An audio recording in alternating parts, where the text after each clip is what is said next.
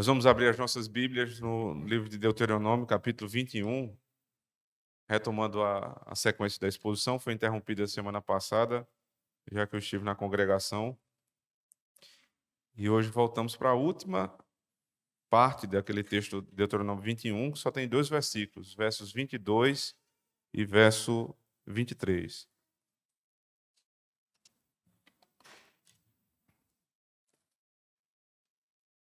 Diz assim a palavra do Senhor: Se alguém houver pecado passível da pena de morte, e tiver sido morto e o pendurares no madeiro, o seu cadáver não permanecerá no madeiro durante a noite, mas certamente o enterrarás no mesmo dia, porquanto o que for pendurado no madeiro é maldito de Deus. Assim, não contaminarás a terra que o Senhor teu Deus te dá em herança. Amém. Vamos orar ao Senhor. Ó Deus, nós nos colocamos agora, Senhor, diante de um texto que pode parecer simples e pode parecer até óbvio para alguém que lê, mas que o Senhor, pelo Teu Espírito, pode nos trazer tantas verdades, Senhor Deus, que estão aqui expostas, Senhor Deus, e por conta da nossa incapacidade nós não as vemos. Nos faça enxergar, Senhor. Nos faça nos surpreender com a Tua palavra. Nos faça, Senhor Deus, meditar, Senhor Deus, nos Teus estatutos, amar a Tua lei, ser constrangidos pelos nossos pecados, Senhor Deus, e ao final dar glórias ao Teu nome. Se no nosso meio alguém não Te conhece, que o Senhor o salve, para que não seja maldito do Senhor. E aqueles que Te conhecem, Senhor, possam enxergar neste texto, a partir dele, a grande salvação que vem do Cordeiro de Deus imolado, maldito, humilhado, na cruz do Calvário. Ajuda-me, Senhor, para que eu possa ser fiel ao texto e possa, Senhor Deus, com as palavras que vêm do Senhor, atingir o coração dos Teus filhos essa manhã. No nome de Cristo, o nosso Senhor. Amém. Certamente há uma tendência forte do ser humano de assentar-se no trono de Deus, de querer fazer aquilo que é próprio somente do Senhor, aquilo que é somente reservado a Ele. Desde o Éden foi assim, porque na proposta de Satanás a Adão e Eva, o que Satanás propôs foi ficar no lugar de Deus. Veja, Deus não quer que vocês comam desse fruto para que vocês não conheçam o bem e o mal e se tornem iguais a Deus, como Deus. E essa foi a grande tentação, ser como Deus. E apesar da Bíblia nos ensinar em muitas ocasiões que nós devemos ser como Deus, que nós devemos imitar Deus e aqueles que imitam o próprio Deus, para uma finalidade que é a santificação, nós devemos ser santos como Deus é santo. Nós nunca fomos incentivados pela Escritura, pelo contrário, nós somos proibidos pela Escritura de querer ser como Deus em poder, querer ser como Deus em juízo, em aplicação do juízo, porque existem prerrogativas exclusivas de Deus que jamais poderão ser absorvidas pelos homens. Ao homem foi reservado algum tipo de justiça, algum tipo de aplicação da justiça. Mas existem outras prerrogativas da justiça que são somente do Senhor. Ao homem está declaradamente na Escritura facultado o direito, o dever, inclusive, do Estado, e por meio somente do Estado, de aplicar a pena de morte, a pena capital. Isso foi colocado desde Gênesis capítulo 9. Logo que Noé sai da arca, é dito, e ali você tem toda a renovação da aliança que foi feita no Éden, só que agora é por meio da graça e não das obras. O pacto das obras foi claramente deixado para trás, os escombros do pacto das obras ficaram em Adão, E ele pôde, por meio da fé, no sacrifício daquele cordeiro ali, em Gênesis 3, crer no Senhor e ser salvo, ele e sua casa. E Noé, na renovação dessa aliança da graça, é dito a ele que ele deve crescer e multiplicar, dominar a terra, como foi dito a Adão, mas é dito também que aquele que derramar o sangue do homem terá o seu próprio sangue derramado. E aí vem a motivação da pena capital. Porque o homem é a imagem e semelhança de Deus. Quando alguém mata um animal, ele deve ser punido, porque isso é crueldade, mas ele não é punido com pena de morte, porque o animal não carrega a imagem e semelhança de Deus. Mas ao homem foi dada essa glória. Nós, homens e mulheres, carregamos a imagem e semelhança do Senhor. Nós somos espírito, seres espirituais, que têm tendência para questões eternas, seres morais, pessoais, e tudo isso vai formando essa grande característica da imagem e semelhança do Senhor. Então, por isso, o homem que mata deve ser morto. E a Escritura, por diversas vezes, ela volta a esse tema, não só no Antigo Testamento, mas também no Novo Testamento. O apóstolo Paulo, certa feita em uma das suas cartas, ele diz claramente: se vocês encontrarem em mim algum motivo pelo qual eu deva ser morto, estou pronto. Mas eu não sou passível da pena de morte, porque eu não cometi nenhum crime. Então a defesa de Paulo não é contra a pena de morte, como até alguns crentes defendem hoje. A defesa do apóstolo Paulo é que ele não tinha crime passível da pena de morte. Porque ele reconhecia a lei de Deus, que diz que existem que alguns são passíveis da pena de morte. E aqui, mais uma vez, Moisés, cheio do Espírito Santo de Deus, diz, no verso 22, se alguém houver pecado passível da pena de morte. Porque ele qualifica aqui o crime. Não é qualquer crime que vai ser passível da pena de morte, mas alguns pecados sim. Quebra do dia do Senhor, adultério, blasfêmia, quebra do 5º mandamento. Por que eu estou dizendo isso? Porque o contexto aqui é justamente a respeito da quebra do 5º mandamento. A sessão anterior, se você olhar para a sua Bíblia, você tem acerca dos filhos desobedientes, que foi o último sermão pregado aqui.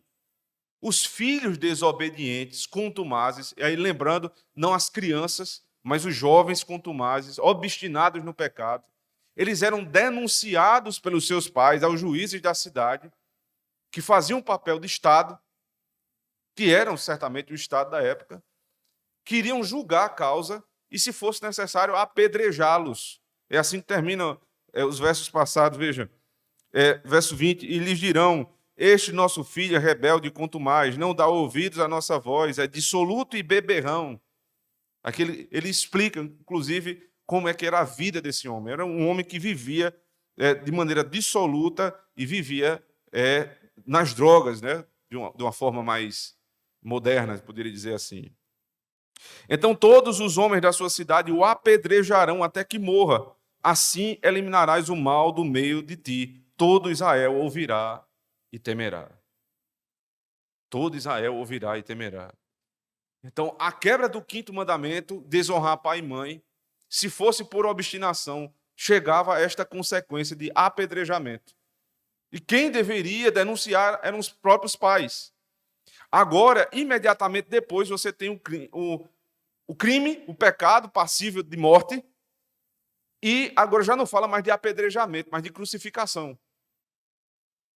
O maldito, o que vai ser lançado no madeiro, não somente cruz, mas amarrado a uma árvore, também poderia ser assim. Porque não era comum para o judeu matar na crucificação, por crucificação. Ele matava por apedrejamento, para que ficasse claro que aquela disciplina era o próprio Cristo executando. Cristo é a pedra, Cristo é a rocha, então você vai ser punido pelo próprio Cristo por meio do Estado. Então, quando o Estado pune alguém, pune pelo próprio Cristo, porque a autoridade estatal só tem função, só tem existência por conta da autoridade de Cristo. Quando a igreja disciplina em Cristo, afastando da ceia e excomungando quando alguém é obstinado. E aqui alguém vai ser morto. Ele está sendo morto pelo Estado. Primeiro ele foi apedrejado e depois ele vai ser crucificado no madeiro. Ele vai ser exposto à vergonha. E essa vergonha é uma vergonha pública.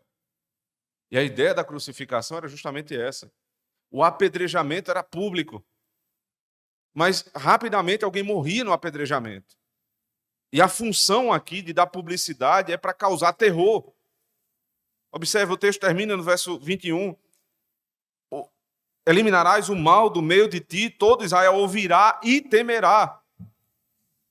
Ouvirá e temerá. Porque a notícia corria, fulano foi morto, porque era desobediente aos seus pais. Então os jovens começavam a temer. O jovem que hoje é rebelde, que sai fugido do pai em segredo, que engana o pai, que faz aquilo que o pai e a mãe proíbem, e não são punidos. Naquela época eles seriam punidos e a notícia correria no meio de Israel, para que ouvissem e temessem. Então ele está exercitando aqui a audição. Ouçam e temam. Mas é pouco. É pouco para quem cometeu tão grande pecado. Agora ele vai ser exposto publicamente. O texto diz assim: se alguém houver pecado passível da pena de morte e tiver sido morto, veja, ele já estava morto. Ele não foi morto no madeiro. Ele foi morto no apedrejamento e ele está sendo lançado no madeiro. E o pendurares no madeiro. Então, para que isso, se a pessoa já está morta? É para que ficasse claro ali a publicidade. Ouviram e temeram. Agora não só ouviram, viram e temeram. Você vai passar e vai estar lá o corpo daquele rapaz que desobedeceu seus pais, para que os jovens da cidade olhem para aquele exemplo e digam: eu posso ser o próximo. Então eles vão ver e temer. É por isso, irmãos, que a disciplina pública muitas vezes é tão necessária. E se engana aquele que, quando percebe a disciplina pública, fica dizendo assim: ai, que peninha. Não deveria ser assim. Que absurdo. Estão expondo meu irmão, fulano de tal, um amigo meu, uma pessoa. É muito exagerado isso. Exagerado, irmãos. Exagerado. Você deveria estar sendo apedrejado, morto e depois sendo exposto no madeiro. A igreja é tão cuidadosa, tão discreta, todo o processo é dado em secreto, na maioria dos casos. E aí só quando alguém é obstinado no seu erro, depois de todas as possibilidades de arrependimento, é que é trazido para público. E ninguém diz nem o que a pessoa fez, só cita o mandamento. E você com falsa piedade, porque é falsa piedade isso. Porque quem determina o que é verdadeiro e falsa piedade não é você, é a palavra de Deus. Você, por falsa piedade, diz: ah, coitadinho do meu amiguinho. Não, é para que vocês vejam e temam. Ouçam e temam quando é falado do pecado. Vejam e temam quando a pessoa está sendo exposta publicamente. Isso é um freio para a nossa congregação, é um freio para a nossa igreja, é um freio para nós mesmos. Ou você acha que eu também não temo? Que os presbíteros também não temem? Que é fácil julgar alguém quando você próprio é um pecador? É difícil, irmãos. E toda vez que nós chegamos aqui ao ponto de ter que disciplinar alguém publicamente, o pensamento poderia ser eu. Poderia ser minha esposa, poderia ser minha filha, poderia ser meu filho. E poderia mesmo. Não só por possibilidade, mas por fato. Qualquer um de nós está passível de cometer um pecado que tenha que ser tratado publicamente. É assim, irmão, submetendo à vontade de Deus. Não se sentando no trono dele. Porque quando alguém começa a questionar a lei de Deus, está sentando no trono do legislador. Quando alguém começa a questionar a sentença de Deus por meio da igreja, está sentando no trono do juiz. Quando alguém se senta para ensinar sem ser presbítero, está sentando no trono do profeta. Quando alguém se senta no trono para fazer intercessão pública, sem ser ordenado, está sentando no trono do sacerdote.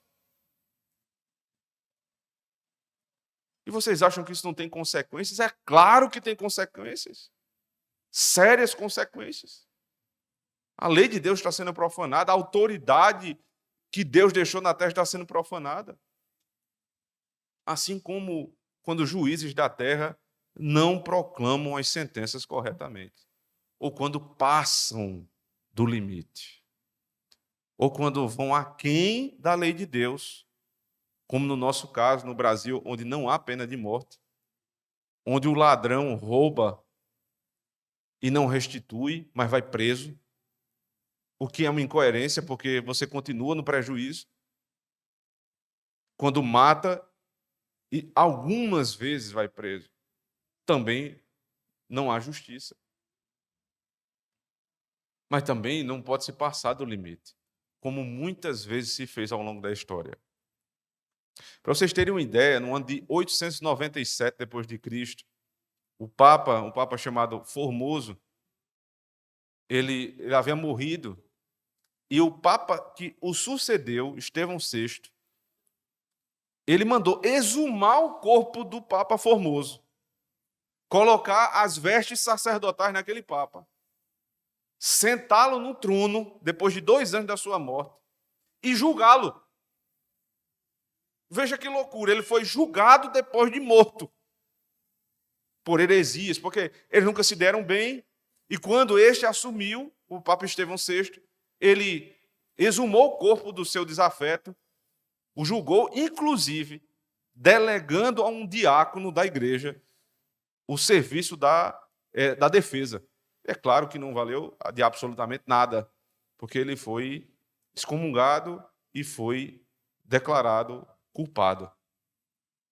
E o seu corpo foi dilacerado, a sua cabeça foi lançada, o corpo dele foi jogado no rio Tibre, e ali houve uma enorme humilhação para aquele homem, depois de morto. Passando um pouco mais, já no século, período pré-reforma, século XIV, XV, você tem a morte de John Wycliffe, né, um pouco antes, depois John Huss. Quando John Huss foi morto, um pré-reformador, que seguia, né, os princípios doutrinários de John Wycliffe, John Huss foi condenado por heresia, e o corpo de John Wycliffe foi exumado para ser condenado de novo e queimado. Esse texto aqui em Deuteronômio 21, ele proíbe esse tipo de loucura. De que modo? Observe. Verso 23. O seu cadáver não permanecerá no madeiro durante a noite, mas certamente o enterrarás no mesmo dia, porquanto o que for pendurado no madeiro é maldito de Deus. Assim não contaminarás a terra que o Senhor teu Deus te dá em herança. O princípio aqui é o seguinte: ele foi apedrejado, não importa a hora, ele vai ser levado para o madeiro para exposição pública. Só que esta exposição pública não pode virar o dia, não pode ser de um dia para o outro. Quando estiver caindo a tarde, o corpo tem que ser retirado do madeiro e ser sepultado no mesmo dia. E qual é o princípio da lei de Deus aqui? Só foi reservado para o homem, só foi reservado para a autoridade humana, seja Estado ou igreja, a punição sobre a vida. não há punição depois da vida. Ninguém poderá ser condenado depois de morrer. Você entende? O sujeito foi apedrejado, depois ele foi levado para o madeiro e ele vai ficar lá dias e dias, sofrendo. O corpo dele está sofrendo. Ninguém vai ficar vendo ele em estado de putrefação ali no madeiro. Por pura compaixão do Senhor, em primeiro lugar, pelo corpo. O corpo que muitos dão um valor indevido, é santificado em vida e desprezado em morte, porque você não cuida para que o seu corpo um dia esteja no céu, então você está o profanando. Deus tem tanto cuidado com o nosso corpo, quanto tem com a nossa alma. Não há essa dicotomia para o Senhor. Por isso ele não permite que alguém que foi morto passe dias e dias sem ser sepultado. É a honra do corpo. O corpo não pode ser dilacerado. O corpo não deve ser cremado, por exemplo. E aqui talvez uma aplicação para os nossos dias. Nossa cidade, há alguns anos, foi com um grande alarde sendo lançado o crematório, o primeiro crematório de Campina Grande. E você vê até crentes se animando para cremar os seus corpos. Esse, irmão, não é um princípio bíblico. Certamente não é. Por honra ao corpo. O nosso corpo deve ser, como dizem os nossos documentos de fé, deve ser tratado com honra. Veja, o princípio do velar o corpo é um princípio muito romano, mas o sepultamento, certamente, é um princípio cristão. Você sepulta o corpo com dignidade. Por isso que toda aquela honra que é dada, você prepara o corpo do seu ente querido. Você gasta recurso para prepará-lo, para dar um caixão decente, para enterrá-lo num túmulo decente. Isso não é questão cultural, simplesmente. Isso é uma honra devida ao nosso corpo. Porque o nosso corpo um dia se encontrará novamente com a nossa alma, estará unido novamente. Há uma breve separação entre corpo e alma na nossa morte. Breve. Seja por 10 anos, seja por 1000 anos. Isso dentro da eternidade é muito breve. E um dia o Senhor, como diz lá em 1 Tessalonicenses capítulo 4, o Senhor há de nos chamar pelo nosso nome. E vai ressuscitar os nossos corpos. E eles vão se unir à nossa alma. Corpos glorificados, mas é este corpo. E como é que alguém paga para cremar o corpo? Eu sei dos argumentos. Eu imagino que você já esteja, inclusive, pensando. Mas não tem muita gente que morreu cremado? Sim, mas isso é obra da providência de Deus, não é sua obra. Não foi você que provocou, foi obra da providência do Senhor. Mas na cremação não vai virar pó? E a gente naturalmente não vai virar pó? Sim, naturalmente, não por provocação. Eu vou deixar que o processo ocorra naturalmente. Eu não vou adiantar o processo, por quê? Porque eu estou demonstrando honra àquilo que Deus me deu. O corpo, o templo do Espírito, aquilo que o Senhor me deu para habitar, não só nessa terra, mas na eternidade. Ele precisa ser tratado com honra.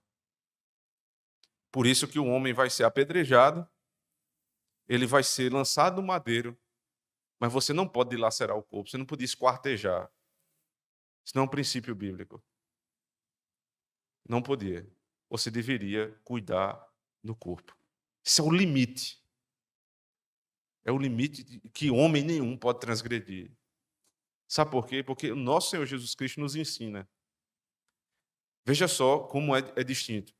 Ele diz ali aos homens da terra: não temam aquele que pode infligir sofrimento somente sobre o corpo, mas temam aquele que pode lançar o teu corpo e a tua alma no inferno.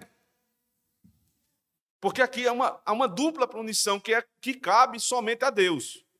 A primeira punição cabe a Deus por meio do Estado, a morte. Mas a segunda punição não cabe nem ao Estado, somente a Deus. Então Deus é digno do nosso temor, porque Ele pode nos fazer morrer 2 vezes. Ele pode tirar a nossa vida e Ele pode privar de nós a vida eterna. Quando um homem faz uma loucura como essa, como o Papa Estevão VI, como o papado ali da época dos pré-reformadores, de exumar o corpo e tocar fogo, e jogar no rio, isso é se assentar no trono de Deus. É tomar aquela autoridade que é prerrogativa exclusiva do Senhor. Não se deve fazer isso, mas se deve ter temor pela morte, pelo morto. Isso é uma demonstração, inclusive, de crueldade, irmãos. Os homens mais cruéis do mundo, eles matam, depois eles esquartejam, depois eles botam numa mala e vão jogar no rio. Não ficando satisfeitos com o mal que fizeram à vida, eles querem duplicar a pena, como se fossem o próprio Deus. Então nós pecamos quando o nosso Estado não põe em prática a lei capital, a pena capital. E pecamos também quando, de algum modo, queremos infligir sofrimento sobre sofrimento, quando não nos cabe mais. Até o final da vida, o Estado tem poder sobre a vida do homem. Depois, só Deus é juiz. Aí vem o outro princípio aqui do texto, que diz assim, verso 23.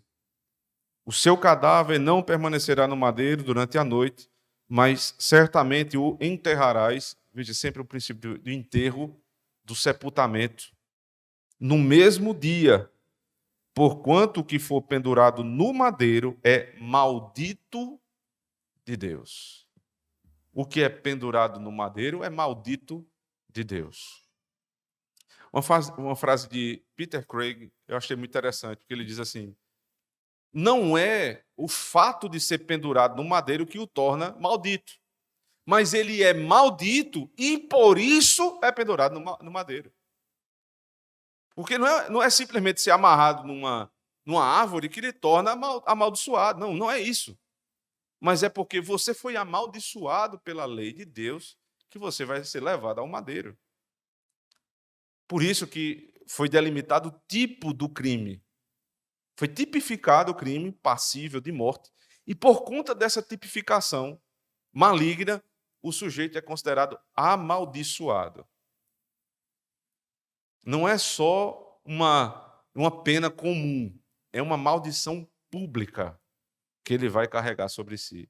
Ele é maldito de Deus. Lembre-se que aqui nós entramos agora numa linguagem pactual. Porque em Deuteronômio, nós vamos ainda ver, lá no capítulo 28, bênçãos e maldições pactuais. Há bênção sobre aqueles que cumprem a lei e as maldições para aqueles que não observam os mandamentos. Então, os amaldiçoados são aqueles que não observam os mandamentos, que morrem em maldição, que morrem em pecado. Claro, pecado contra o Senhor. Então, todos esses aqui são considerados malditos de Deus. E por isso vão ser expostos para que os outros vivos olhem, ouçam e temam. Mas esse versículo aqui, ele é repetido pelo apóstolo Paulo na Nova Aliança. Praticamente as mesmas palavras. Se você abrir comigo um texto que nós já lemos aqui durante a liturgia, Gálatas capítulo 3.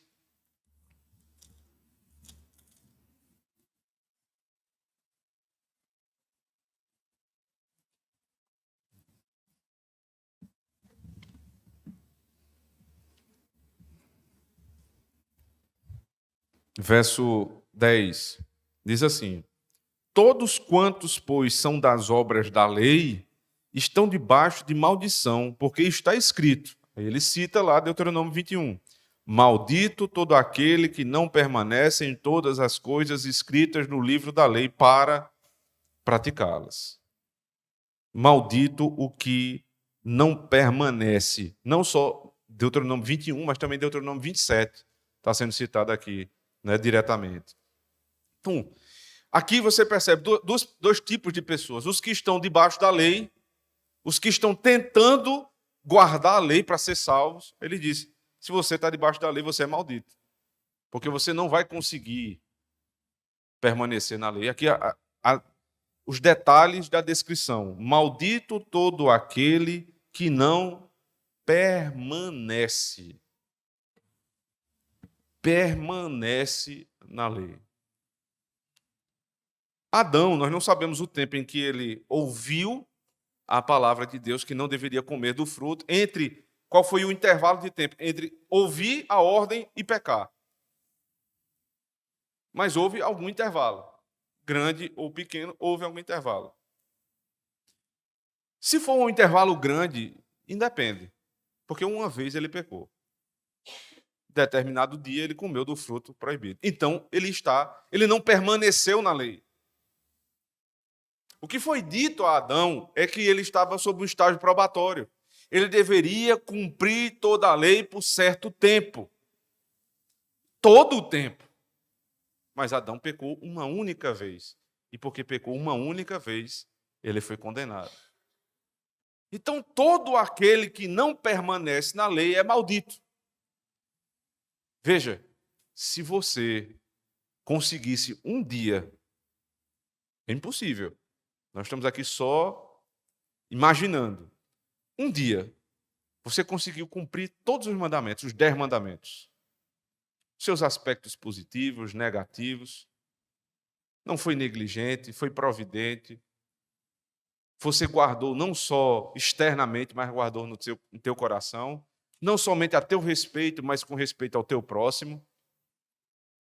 Aí, no outro dia, você teve um pensamento indigno. Consequência, inferno. Porque você não guardou permanentemente. Maldito o que não permanece na lei. Qual lei? Ele diz: maldito todo aquele que não permanece em todas as coisas escritas no livro da lei. Não é, portanto, minha lei. Não é a lei que eu inventei. Não é a lei que a igreja inventou. É na lei de Deus. Então, maldito o que não cumpre tudo que está escrito. Aí, meu amigo, o negócio complicou.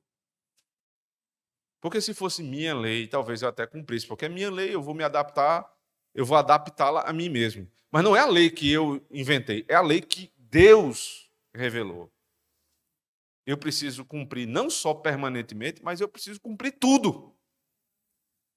Tudo, mais profundo do meu coração. A inclinação da minha alma. Os pensamentos. Não posso ser negligente.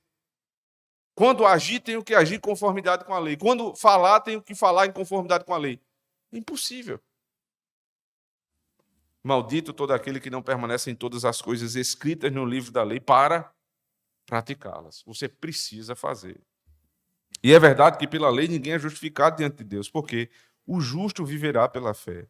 Ora, a lei não procede de fé, mas aquele que observar os seus preceitos, por eles viverá.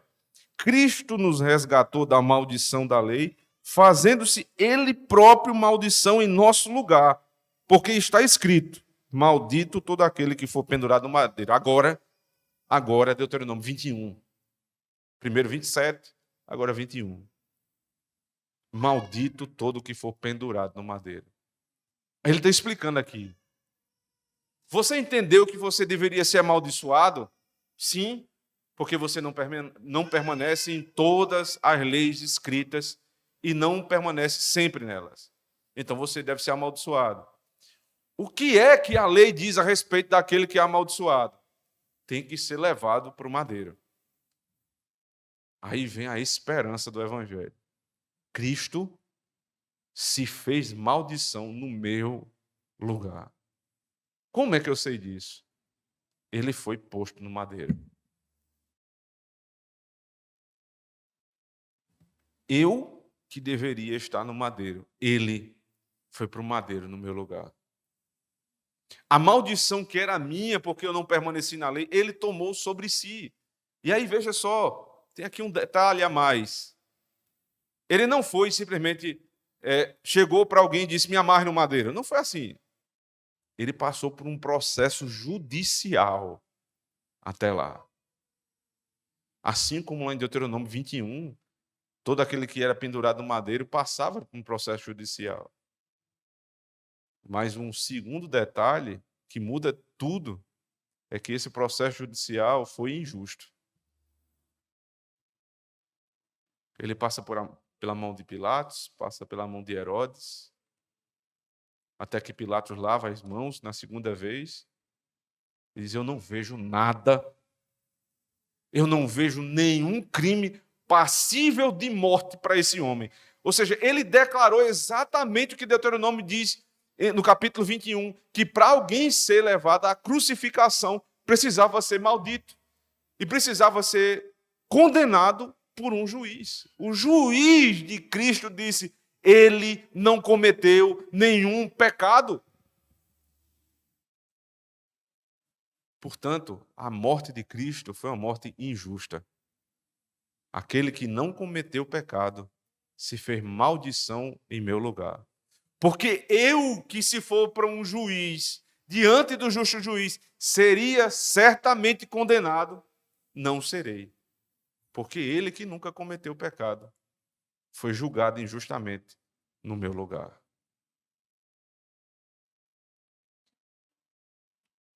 O que acontecia no Antigo Testamento era uma punição temporal. Não era uma punição eterna, mas temporal. E mesmo assim a lei de Deus diz que o homem deveria ser morto.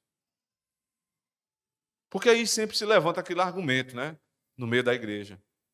Quando o assunto é pena de morte, aí diz assim, mas se o sujeito foi eleito, aí a gente vai matar e ele não vai ter a chance de ser convertido. Mas é claro que ele tem a chance de ser convertido. Então você nunca leu a história dos 2 ladrões da cruz. 2 ladrões estavam ali com Cristo. Um dos ladrões disse, o senhor não disse que é o rei dos judeus? Não disse que salvou tantas pessoas, curou tantas pessoas, salva-te a ti mesmo e a nós. E aquele homem reconheceu que Cristo tinha poder para descer do madeiro. Mas o poder que ele quis de Cristo foi só para benefício próprio. Ele não quis o poder de Cristo para salvar da segunda morte, mas só da primeira. Mas o outro ladrão diz, você é um louco. Senhor, nós estamos aqui porque nós somos criminosos. Ou seja, passamos por um juiz, o juiz foi correto porque nós somos dignos de morte. Aí aquele homem não se preocupa mais com o corpo. Ele diz assim, Senhor, quando entrares no teu reino, lembra-te de mim. Eu vou ser morto, e daí? O Estado está cumprindo o seu papel. Nenhum crente chegou lá para dizer que é absurdo, os bichinhos não vão poder se converter. Ele se converteu na cruz. Portanto, hoje alguém pode se converter no corredor da morte. Mas o Estado tem que cumprir a lei de Deus. E aquele homem ouviu de Cristo. Hoje mesmo entrarás comigo no paraíso. Você pode ser um amaldiçoado dos homens. Você pode até ter cometido pecado passível de morte. E ser infligido uma pena sobre o teu corpo. Justamente. Mas ninguém pode lhe colocar no inferno, senão o próprio Senhor. É por isso, irmãos, que nós devemos rever o nosso temor de homens. A gente teme demais as pessoas, o que pensam sobre nós, o que podem fazer conosco. E esse temor precisa ser regulado pela a palavra de Deus. Eu posso ser punido por alguém, eu posso ser perseguido por alguém, mas uma coisa ninguém me tira. A salvação ninguém me tira. Então, um homem que pensa assim, uma mulher que pensa assim, é uma pessoa livre. Porque pessoas que vivem amarradas ao medo são pessoas presas, escravas do medo.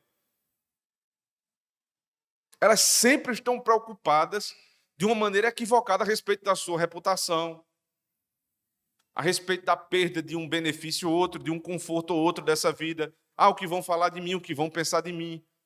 E é por isso que pastores não têm pregado a verdade. Ou quando pregam, são cheios de dedo, pedindo desculpa por aquilo que precisa falar.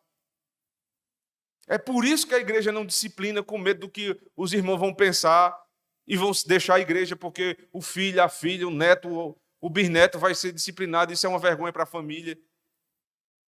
É por isso que homens não se posicionam na sociedade.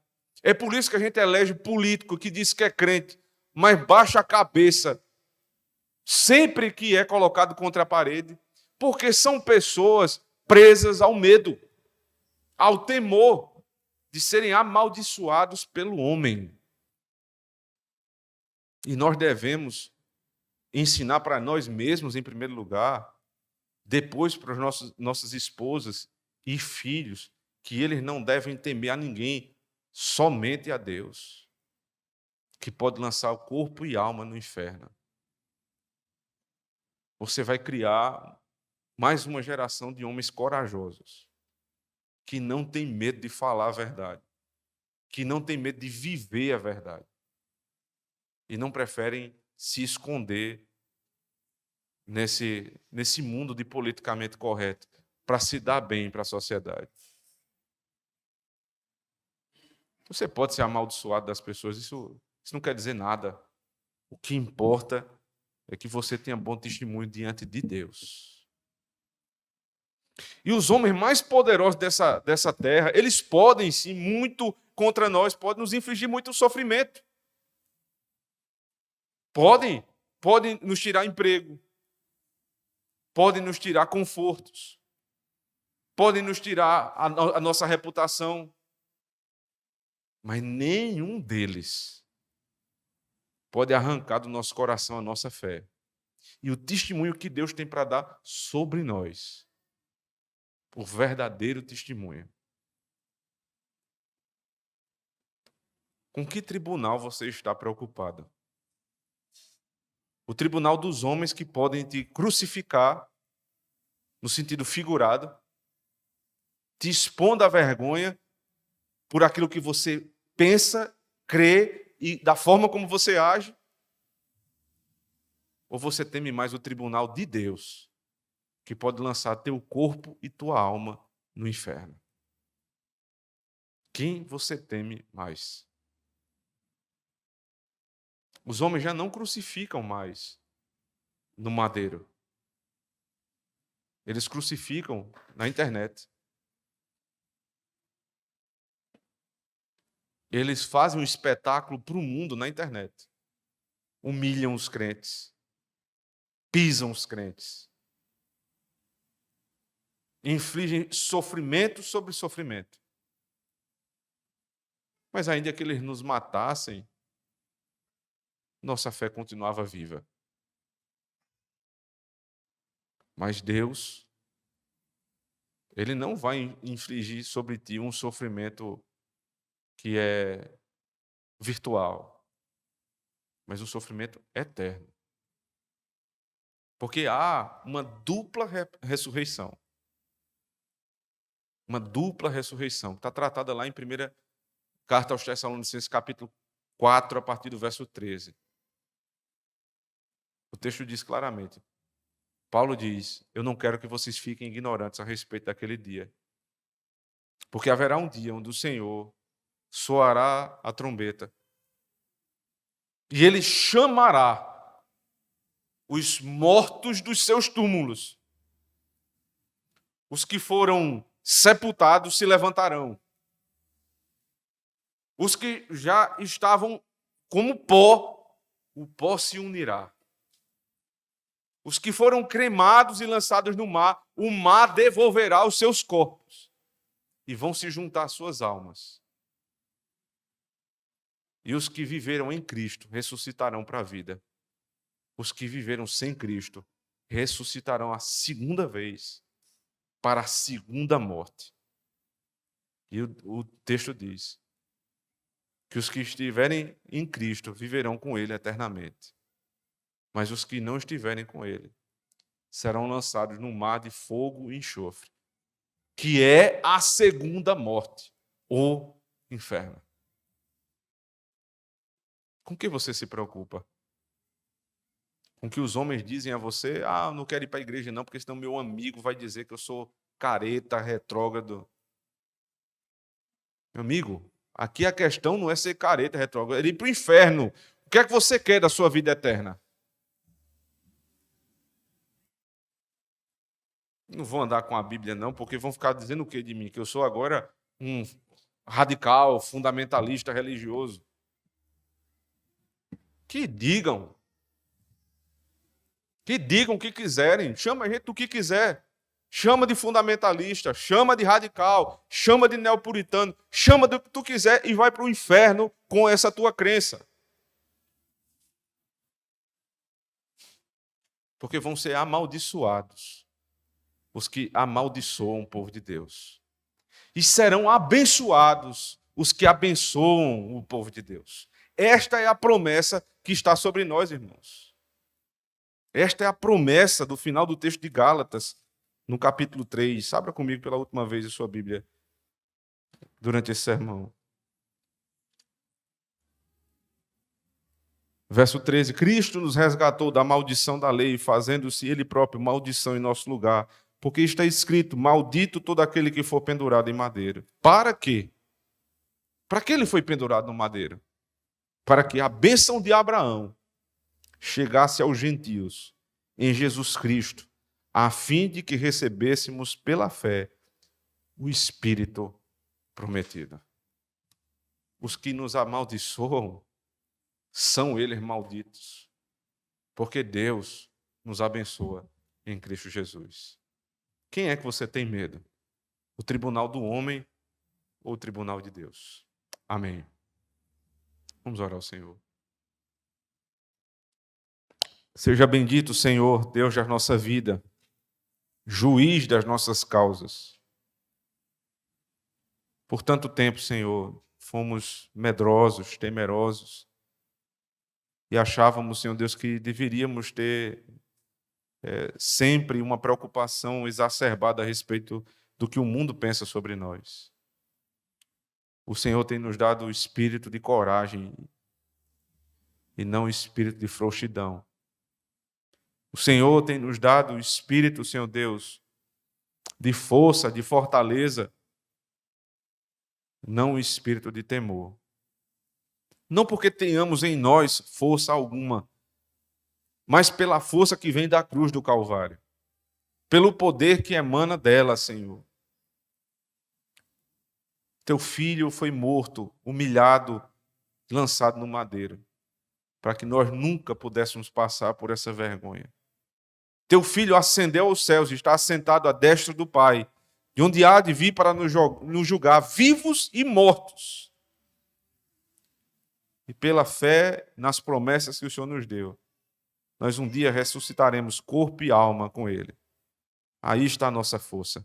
Ninguém pode matar a igreja, porque a igreja, ela adquiriu em Cristo a imortalidade.